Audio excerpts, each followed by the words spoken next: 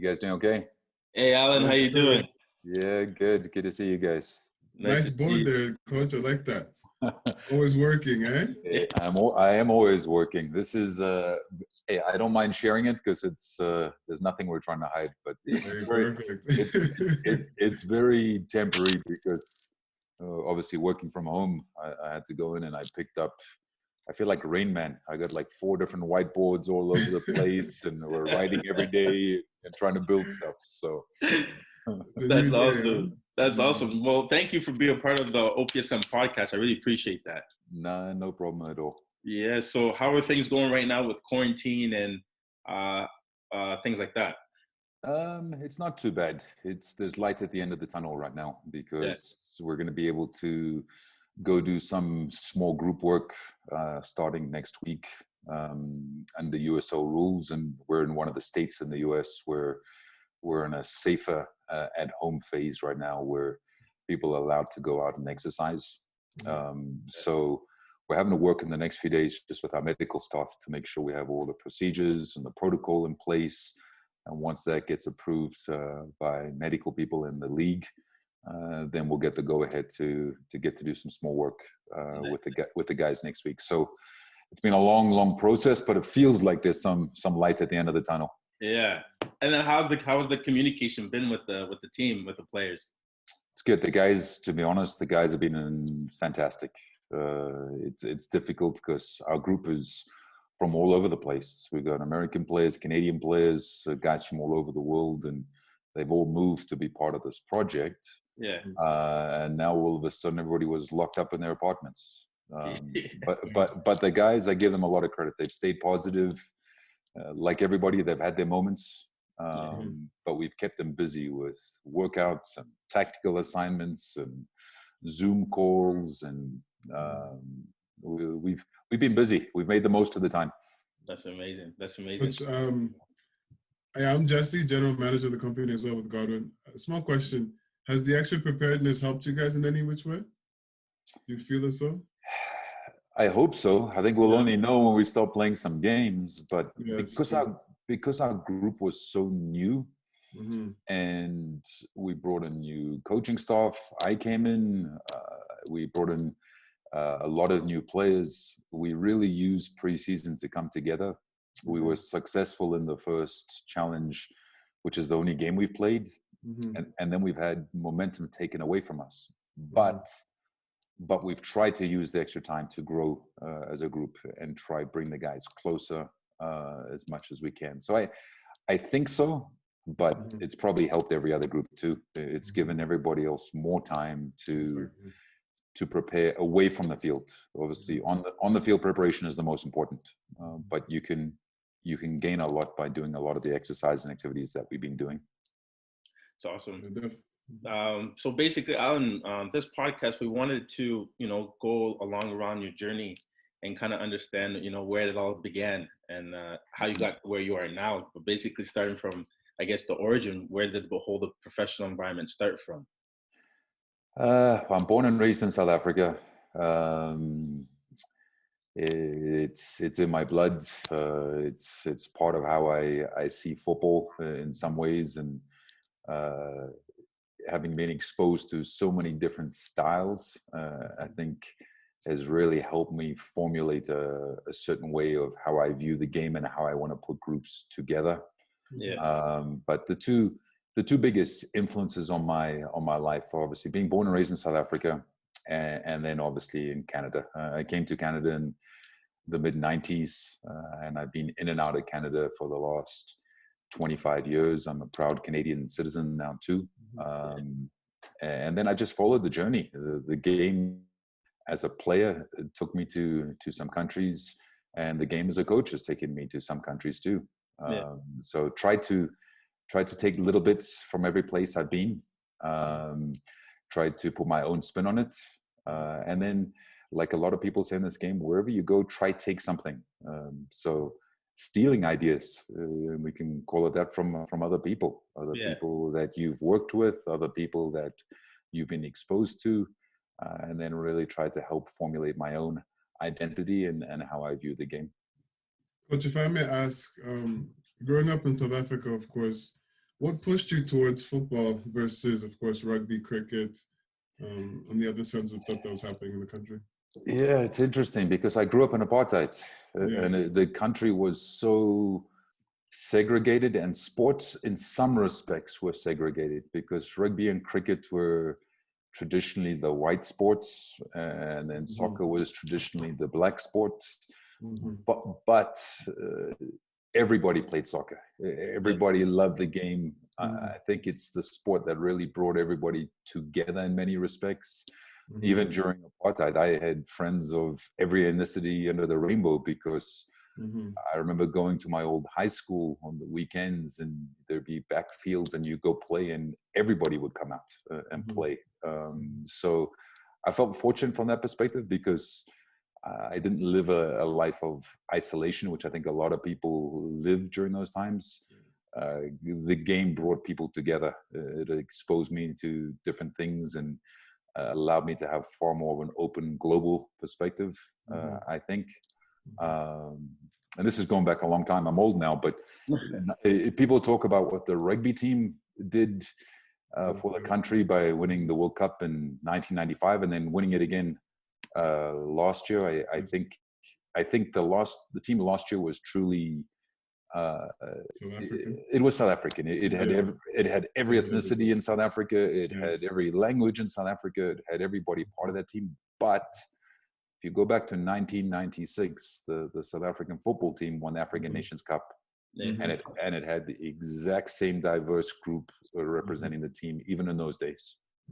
So, yeah, football has shaped my views on the game, but it's also shaped my views on life. And I think a lot of us are fortunate the game has allowed us just to interact with people from all over the world, and we realize we're all the same.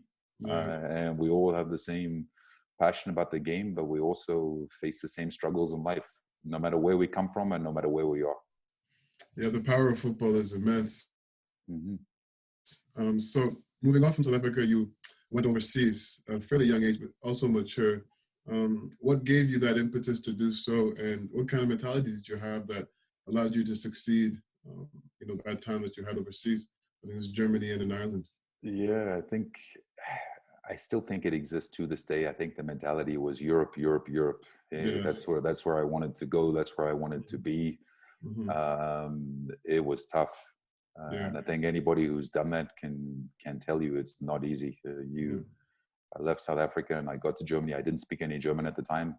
And it's very difficult. I remember being in a training session and a player passed me the ball and he yelled "Hintermann," which means man behind you. I had no idea what he said, and I turned and I took the ball and I got absolutely smacked. So you learn very, very quickly certain words, and I feel fortunate I can speak the language now. But going to Germany, where it was so structured, the environment that I grew up in South Africa wasn't very structured, and it allowed you to figure out certain things. But I got to a place in Germany where you played a position, you had to do certain things. So it exposed me to a different aspect of the game. How did that connection happen between South Africa to Germany? So my last name Koch is German, so I have German heritage. Okay. And if I was ever going to go to Europe, that's the place I wanted to go.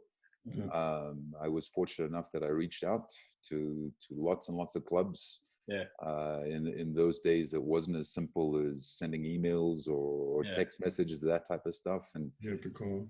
Yeah, for the most part, didn't get many responses. No. Very tough, I can imagine. but when I got a few responses, you grab those opportunities, and I think that's a big part of just putting yourself out there. I think that's something that you can do as a player. You can do it as a coach. You can do it in any forms of life. Be willing, go into things with an open mind and an open heart, and hopefully good things will happen. So I guess go ahead, Jeff. No, okay. Go ahead. Hey, let's not fight today, guys. Hey? You got a lot of questions. You got the question this time. So you not to bring back old memories, but you retired maybe earlier from football than you wanted to. Um, I had that same experience of struggling with back injuries when I was young, so I had to stop. It was very tough emotionally. For you, what was it like, retiring early and as well, having the motivation to keep pushing towards a football career? It was tough, and a lot of people go through that. And it's once you've been through it, I think you can understand it, because all you do, particularly when you're young, is you just dream about the game. That was it. I just dreamt about being a player. I never thought about being a coach. There wasn't even an option. And when I had to stop playing, the last team I played for was Limerick in the League of Ireland. I didn't know what I was going to do with my life. And I went back to Vancouver, which has become my base, still is my base. That's where we have our home and our house. And I didn't know what I wanted to do. And I remember I think it was in the Vancouver Sun in those days, which is the newspaper. There were just jobs. And I literally phoned and applied for almost every job because I didn't know what I wanted to do. I got a job selling light fixtures. I did that for 6 months. I was fortunate. I went to China through this with the company and got to see some different things and learned. But I wasn't excited or passionate about selling light fixtures. It's, and no disrespect to people who love and that is their passion, because we all have different passions. But I figured out during that time that I had to be in the game. I knew I missed it too much, and I wanted to get into it.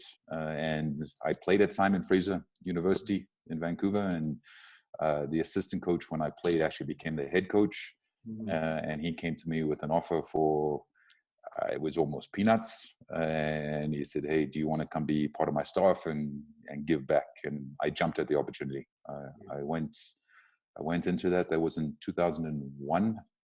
And here we are almost 20 years later. I've been coaching nonstop ever since then. So things happen to you in your life in crazy ways and the twists and turns, but I'm fortunate for every experience that I've had. So how was that transition as a player becoming a manager? Who was the first team that you were managing at that time? So the first team I managed by myself was in 2006. It was Baker University. Okay. And I was only there for 2 years. I enjoyed it. I was still relatively young, and I was definitely older than the players, but I was still a young manager. And I was definitely still learning. And I like everybody, I've made mistakes along the journey, but you learn from those mistakes.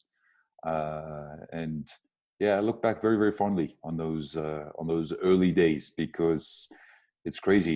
You don't know what you don't know.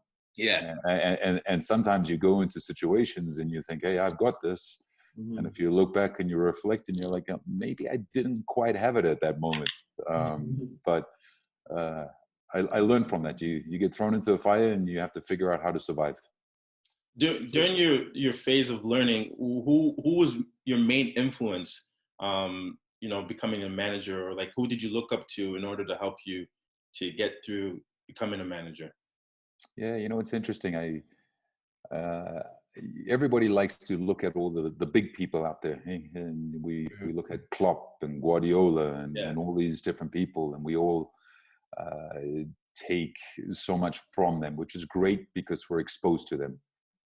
But there's a lot of people that you don't see on TV that you can learn from. And I actually remember when I was at Baker University, I coached against the coach who's actually a Canadian, Ivan Joseph, and he's from Toronto. He coached at Graceland University. Okay. And I just remember having conversations with him while I was there. He was older, more experienced, more mature. They actually went on and won an NAIA national championship while he was there. And I just remember conversations before games, after games, win or lose, the conversations you would have when you're planning and trying to schedule games. And you learn a lot from those conversations. And at the time, I probably didn't even realize I was learning. but I can reflect back now and say I took a lot out of that. So I've taken a lot out of people I've either worked for or people I've coached against, but also like everybody else, I try learn and observe as much as possible from the Klopps, the Guardiolas, the Wengers. But what I've also tried to do a lot, particularly now during this pandemic, is try pick teams that are maybe a little bit more obscure and maybe hit above their weight. And a team that I've found, and I've actually watched a lot of them in the last few weeks, is AZ Alkmaar in the Eredivisie in the Netherlands. They're tied with Ajax. The whole world knows who Ajax are, but not many people know who Alkmaar are. So I encourage people all the time to think outside of the box. Don't just stay in that one lane. Try go into as many lanes as possible and try learn and borrow ideas from as many people as you can. I like I said, coach. They scored a lot of goals. Yeah, they play good attacking football, and they're a fun team to watch. They're a fun team to watch. On the development side, having worked both in Canadian soccer and in the U.S., talk to me a bit about the players, maybe the differences, and maybe what positives each have in that sense. I think as a Canadian now, it's incredibly exciting to see all the young Canadians that are coming through. Obviously, Jonathan David, Alphonso Davies. There's lots of them, but those don't just happen by chance. There have to be people that influence those players to fall in love with the game first, and then push them along their journey. But I firmly believe the North American game is still growing. It still has some distance to go. But I definitely think there's bright futures ahead, both for the Canadian game and for the American game too, because there's a lot of overlap between development. You see so many of the different leagues that there's teams in both countries that have played in them. Obviously within MLS, there used to be Canadian teams in the USL, and now the Canadian Premier League coming through is providing more opportunities. And the only way players can grow is to get opportunities. If there are no professional teams in a country, it's very, very difficult for young players to grab those opportunities. You'll see players from Canada and the States that go over to other countries and have success. That's a very, very small percentage. You need to have opportunities in your own country. So it makes it a little bit easier. It's not easy, but it makes it a little bit easier for those players to progress and get themselves into the professional game. And I definitely think we're on an upward trajectory in the States and in Canada at this time. Speaking about opportunities and Canadian players, I believe in 2015, you were the first coach to give Alphonso Davies his first professional debut. How was that? What did you see in him at that time in order for him that you felt like he was prepared and ready for that big step?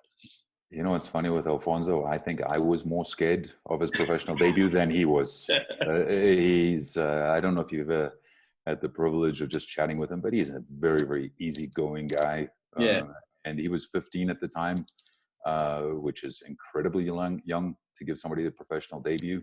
But was part of our player pathway in the Whitecaps. We brought him in, and he progressed incredibly quickly. He went through the U16s, U18s, USO, and to the MLS team in less than a year. So that's just natural talent. But his attitude and his mentality were first class. He wasn't fazed by anything. He embraced every opportunity. He was just excited to play the game. I've said this to many people. He's one of the few players that I've seen that's gone up the pathway, that has been willing and wanted to go back down the pathway. And what I mean by that is he's playing professional football, and he was like, can I go back and train with my friends on the U16 team? Because he just wanted to go play. He wanted to go have fun and enjoy the game with his friends. And he's one of very, very few, nobody else comes to mind right now, that have actually said, can I go do that? And it says a lot about him. He's a humble guy who deserves all the success he's having right now. Yeah, that's good. Also, so leading into your continuing your journey, I know you had your first professional career. Was it with Cincinnati, or was it before? Was there a pro Coral before Cincinnati? Well, the Whitecaps. I was with the Whitecaps, Whitecaps before I went to Cincinnati. I started with the Whitecaps as a scout with Carl Robinson and his team in MLS. I was responsible for the draft initially. We drafted Tim Parker with the 13th pick in 2015. So it's probably one of the best 13th picks in the MLS draft, and how he's gone on to be very, very successful in the league and get a few games with the U.S. national team. So I started as a scout with the Whitecaps. Okay. And then I was around the first team most of 2014. And then they brought me in to be the USL head coach at the beginning of 2015. So I was there for 2 years, and then I moved on to FC Cincinnati. And how was your time at FC Cincinnati? I know in 2017 you guys had an amazing run in the US Open Cup. You beat a couple MLS teams. So talk me through how that was. Yeah, you know what? Absolute roller coaster, but a beautiful roller coaster. Yeah. The ups and downs, and that club will always have a special place in my heart because the supporters are out of this world, and it's a new club. The club only started in 2016, and I got there at the end of 2016. But how it's grown, it really is a romantic story of the beautiful side of the sport and how it can galvanize a community and galvanize a city. And I was privileged to be a part of that ride. I think that cup run that you reference is, people ask me about that a lot because that is the ride or a few moments that got the club into MLS. People could kind of see what the club was about, but when we played games in that competition and we had over 30,000 fans showing up for our games, people could see the club, the city, and the fans were for real. And it just grew. It was a fun ride. At the time, I probably didn't enjoy it as much because I'm the type of person who's like one game to one game to one game, and that's all I focused on. But that run was pretty special, and I think being part of a second-tier team that can go that far in a cup competition and knock off a couple big boys, it was a pretty special experience. And I look back at 2017 very, very fondly. With so much success at FC Cincinnati, there's a few questions where how come you weren't the manager going as the transition to the MLS team? So we had some few questions like how come that didn't work out in that sense? Well, I was given the opportunity. I was there. We won the league in the USL in 2018. We broke all the records. Yeah. And then I was there in the off season. I was only given 11 games as the head coach of the MLS team. You know what? It was a crazy sprint. That's probably the best way to explain it. I think there was only a matter of months between when we were announced as an MLS team and when we started in MLS. And it's interesting. I've never shared this, but this is how I view it. Is Wenger passed a very, very interesting comment about Arsenal. When he was at Arsenal and they were at Highbury, I think they had 80 employees. When they left Highbury and they went to the Emirates Stadium, all of a sudden they had hundreds of employees. Yeah. And we were very, very similar. In the USL time, I could have told you every single name of every single person that worked for that club. I made a conscious effort to get to know the ticket sales people, the people that worked in the stadium, the marketing people, communications, everybody in every department. As we were growing that, we really worked very, very closely together.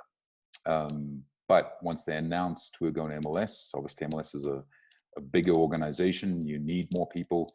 There were new people coming in the door every single day. Yeah. And you add so many people in such a short amount of time, it's very, very difficult to have everybody on the same page. And I think the club still, to this day, is still suffering a little bit. It's really riding a major roller coaster of the ups and downs as they go through so much in such a short amount of time. So I wish them nothing but the best. I was grateful and I appreciate the opportunity. But it's going to need some very, very calm people to obviously get through these tough times that they're having, and hopefully they'll have a successful career or tenure in MLS. So, Coach, I had a question just on the development side of football in Canada. There's a lot of young players who stay here for university and play and still hope to go play professionally. What level, in your opinion, is youth sports or CIS soccer, and is it conducive to bringing guys over to the USL with that? Yeah, you know what? It's you can make it no matter where you come from, if you have certain attributes. And obviously, talent is one. You have to have talent, but if you have the desire and you have the willingness to sacrifice, you can make it. And you mentioned youth sports or CIS. You look at a player like Mark Anthony Kaye. Yeah. Like, how did Mark make it? And Mark's an amazing guy. I know him well, and incredibly talented. But his journey was not very straightforward. No. He's had to go along all the different twists and turns to get there. And there's countless players like that we can reference. So yeah, you can definitely find good players in youth sports. All the different Canadian universities. I'm biased because I played and I coached at Simon Fraser University, which is a very unique Canadian university because it's the only one that plays down in the NCAA. But there's talented players in all of the Canadian universities, and players don't peak at the same time. It's not as simple as saying you're 17 years old, 18 years old, go for become a professional footballer. Well, some players maybe have to go take a different route, go play in a university system, or go play in a men's league, or whatever it is that works for you, and keep pushing yourself. And there's some players that maybe get breakthroughs at 22, 23. Some even Jamie Vardy, even later in life. So if a player has the dream, I'd say keep on going. Don't ever give up, and don't think because you haven't gone down a certain route means you're not going to make it. Yeah, it may be a bit more challenging, but you can definitely make it no matter where you come from. Yes. Now, we also ask this question a lot to managers in the USL. We've also seen MLS sides as well. So my question, obviously you had that great cup run, but there's a lot of USL players there aren't too many MLS clubs who scout USL clubs. Is that because the level is different, or is it just because of the operations of how it goes?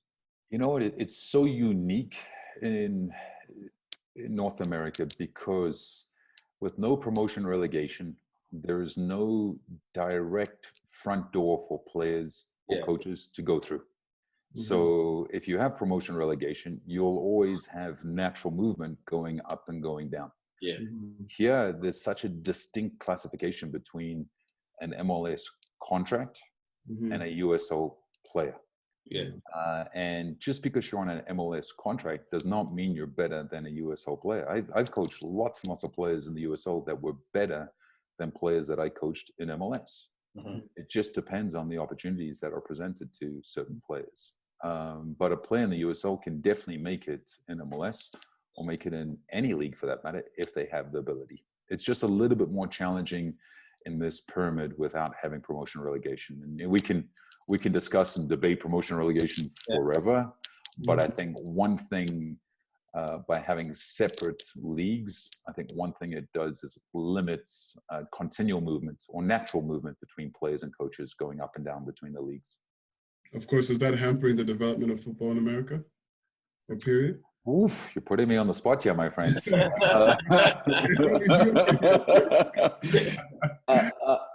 Is it hampering the development? Yes, I think so. I have a lot of respect for MLS. I have a lot of respect for USL. I have respect for the Canadian Premier League. I think a lot of people are doing good things in all those different leagues. But is it hampering the game? Yes. Because promotion relegation, like I said, just gives natural doorways. And without having natural doorways, it does hold things back a little bit. Because there are players that I coached when I was in Cincinnati and the USL against Louisville, which is where Mark Anthony Kaye came from. They had multiple different players that were the best players in USL and were definitely better than players at the bottom of MLS. those players did not get MLS contracts Mm-hmm. because even though they won the USL several times, they didn't get promoted and they didn't get that opportunity to showcase themselves. Mm. To move, well, I guess North America as a whole. What's your opinion then on the separate leagues in terms of the CPL and then also having Canadian clubs in MLS? Should there be a unified league, I guess, throughout North America, or the way it's running now, I guess, it's going to stay like this? Hey, we're going hot today. I like these questions. You know what's funny? If this was the only continent where things were done this way, I think you could really, really dig deep into it. But if you look at the UK as an example, there's teams from Wales that play in the English league. So it's not the only country or countries where there is overlap. Even in the A League in Australia, there's the team from New Zealand that plays in the A League. So it's not completely unique from that perspective, but there's definitely challenges. And you look at today, look at the times we're living in, where the challenges are crossing the border, and what's going to happen then when we get back and we're allowed to play games. How is movement going to happen, going back and forth across the border for teams and for players? Having said that, from a football perspective, I just love the game. Yeah, I love the game. I love leagues and I love opportunities. And I think the fact that in the US and Canada, that we have MLS, I think we have USO, we have CPL. I think it's beautiful because it's more opportunities for players. There's more opportunities now than there have ever been. So it's a very, very exciting time from that perspective. How do the leagues function and work together or against each other? That's up for debate, and it depends on your different perspectives. Thank you. For players watching this currently right now, what is the things that you look for when you're recruiting for a new team? In the striker position or the midfield position or defensive position, what are the characteristics or what are the qualities that you look in building for your team? I think I have it. Yeah, and you know what? This is purely by chance because if you want to zoom in and you want to look at the red writing, that's probably what I look for in a player the most. And that was just me playing with some ideas the other day. I can read it to you. It's mentality, personality, live, and live. It means you have to live the game, and obviously you have to focus on being live in the moment, taking ownership. I've got their boo birds, which means go prove people wrong. Use that as a motivator. Gibt alles, which in German means give everything. I think it's important to give everything every single day. Have courage and go make mistakes.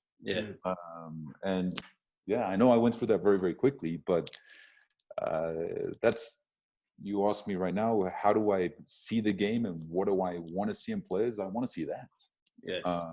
Obviously, within specifics, I have a different whiteboard here in our house during quarantine that has my positional player profiles. Like, what do I want to see from a player in possession? What I want to see from a player out of possession in every single position. So I've actually passed that on. It's updated now to my assistant coaches. And when we watch plays everywhere, that's what we're looking for. And I've asked them to create shadow teams, which are teams where we put all the different players we're looking at and rank the players in those positions. But they have to rank the players based on those positional profile characteristics that we're looking for. Don't just tell me this right back is good. No, that right back has to have certain attributes that fit the way that we want to play. So it's very, very specific.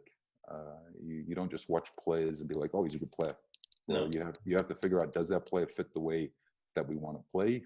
Does he fit the culture of our team?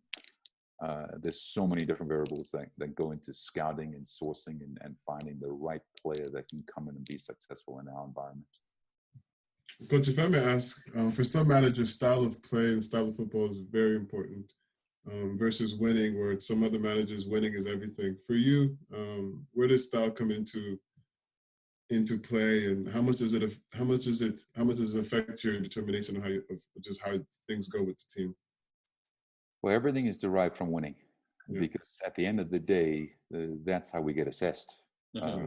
And as a manager or a head coach, I've been assessed now in multiple different environments. And to be quite frank, the only time that I didn't win is the only time in my 20 years of coaching where I've been dismissed. So I'm very cognizant of that I have to focus. Everything that we do is based on winning. Yeah, we want to play in a certain style. Yes, I want to have a certain philosophy, but you cannot compromise those things and take those away from winning.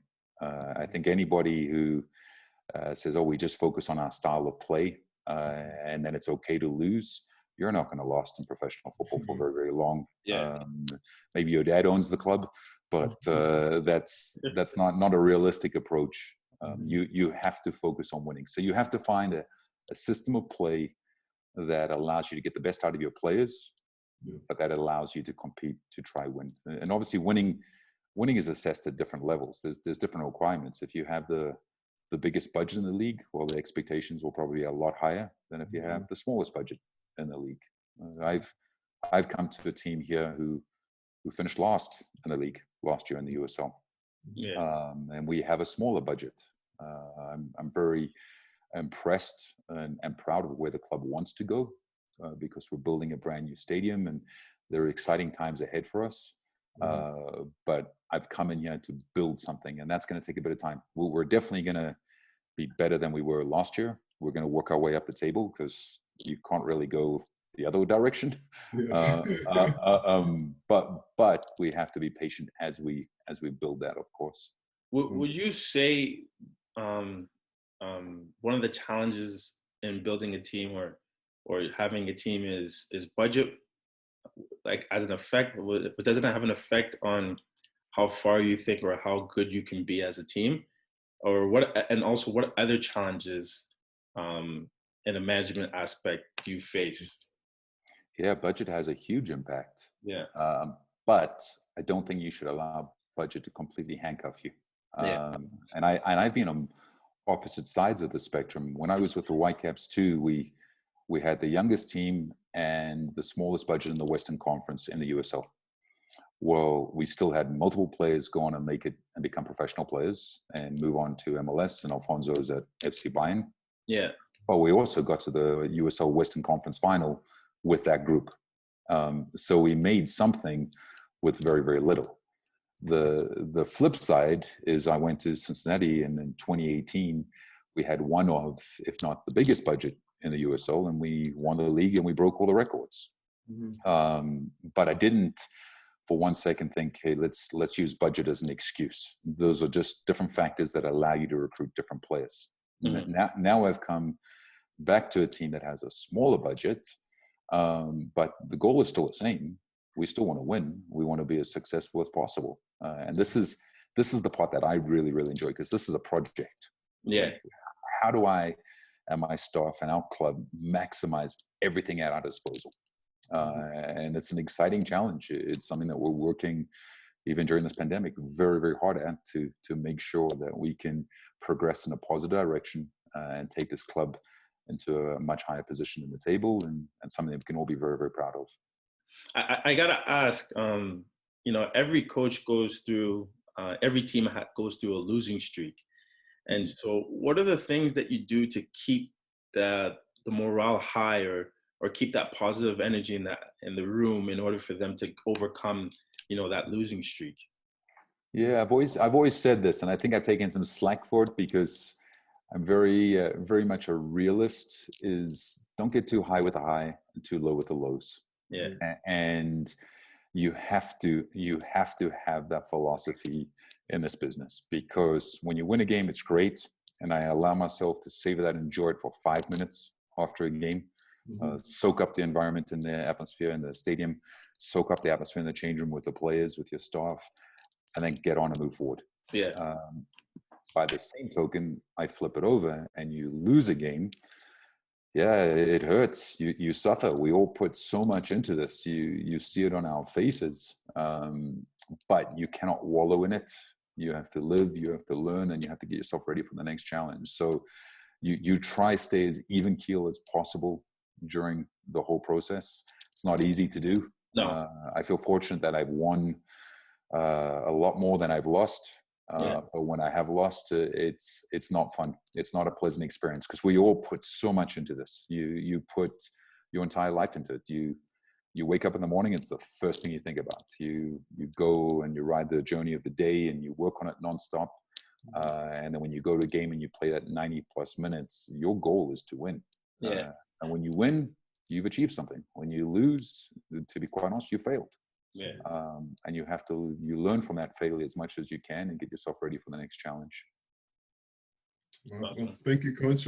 Before we let you go, we usually have a little question and answer period to leave on a good note. So we're going to put you on the spot again. You can answer or you don't have to give us whys, but we'll usually ask for a why. So the first one is pick a midfielder, Scholes, Lampard, or Gerrard? Wow.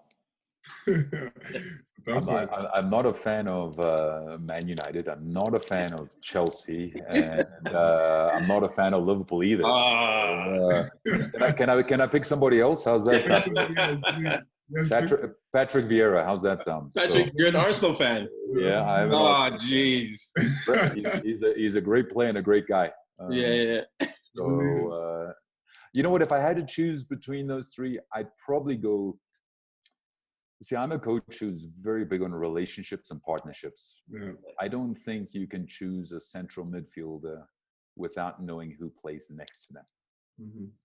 But if I had to choose between those three, I try to see the whole team. I'd probably take Scholes. Thank you. Yeah. Thank you. I'm so in the room, so I didn't realize it was a loaded question, but second one, as a manager, who did you? Well, just as a manager, Zidane's Madrid or perhaps Barcelona?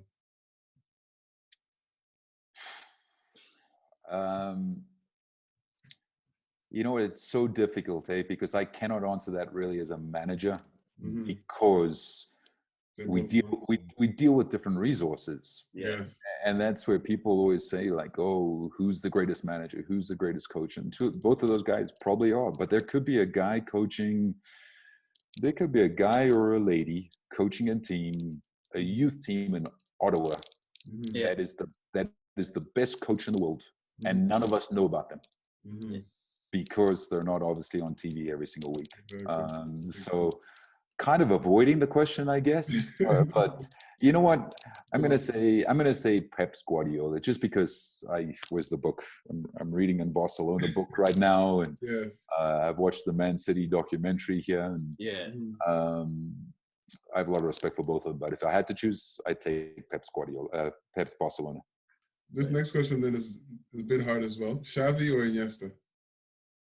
See, I'm a relationships guy. Those guys have to be together. Those guys, it's we call those facilitators. Those are two of the best ever.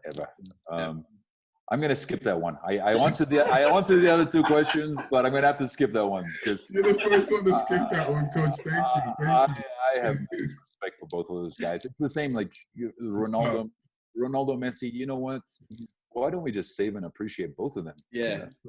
We're lucky to be alive where you have two great players like that, and I feel fortunate to have watched Xavi and Iniesta too. So we're lucky to have seen them on the planet. That's wonderful. Now, for being back to South Africa, the Soweto Derby, Chiefs or Pirates? Yeah, you know what? I want to go back to South Africa. I was actually planning on going back at the end of the year. Yes. We'll see what happens with this pandemic. So I want to go back, and I actually want to have a nice trip. So I'm not going to answer that question. If you put your neck out and you say Chiefs, the Pirates fans are going to hate you. If you say Pirates, the Chiefs fans are going to hate you. But oh my goodness. What I will say, so I grew up in Durban, which is the biggest two clubs there when I was growing up were AmaZulu and Manning Rangers. And I was lucky my dad would take me to go watch both those teams play. So I was a fan of both.